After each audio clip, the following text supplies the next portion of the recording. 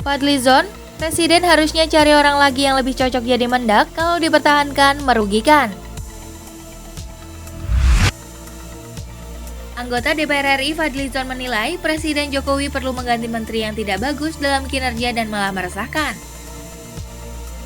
Termasuk soal Menteri Perdagangan Muhammad Lutfi, yang anak buahnya yakni Dirjen Perdagangan Luar Negeri, terseret kasus dugaan suap ekspor minyak sawit mentah atau crude palm oil atau CPO. Hal itu dinyatakan Fadli menanggapi pertanyaan perlu tidaknya kocok ulang menteri atau reshuffle di Kementerian Perdagangan. Ya, menurut saya itu kan penilaian dari Presiden. Kalau ada pembantu Presiden yang dianggap tidak cakap di dalam bidangnya dan meresahkan, sebenarnya merugikan Presiden sendiri. Jadi harusnya Presiden mencari orang yang pas, yang lebih cocok, yang lebih profesional, yang bisa menangani hal ini. Tutur Fadli di Kompleks Parlemen Senayan, Jakarta, Kamis 21 April 2022. Menurut Fadli, apabila jabatan Lutfi sebagai Mendak masih dipertahankan, justru akan berdampak negatif terhadap Jokowi. Ini baru minyak goreng, belum lagi komoditas lain, ada lagi kedelai, bisa gula, bisa yang lain-lain. Jadi saya kira ini merugikan Presiden sendiri kalau dipertahankan, ujarnya. Sebelumnya Fadlizon menilai sebagai atasan, Mendak Lutfi seharusnya ikut bertanggung jawab secara moral atas perbuatan Dirjen Perdagangan Luar Negeri Kemendak IWW.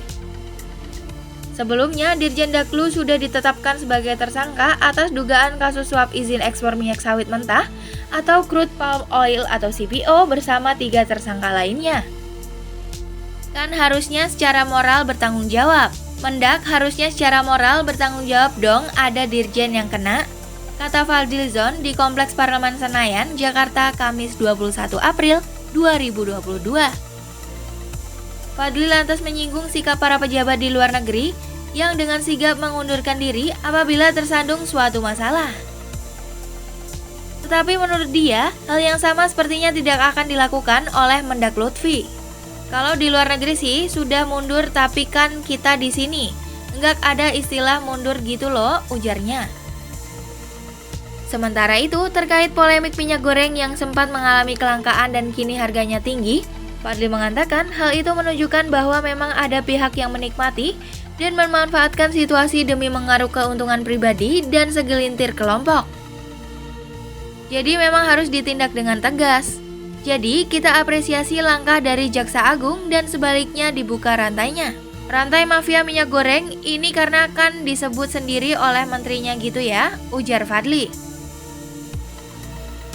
Juga ditelusuri pihak-pihak yang terkait, apakah sampai dirjen atau saya tidak tahu apakah menterinya juga ikut, tandas Fadli.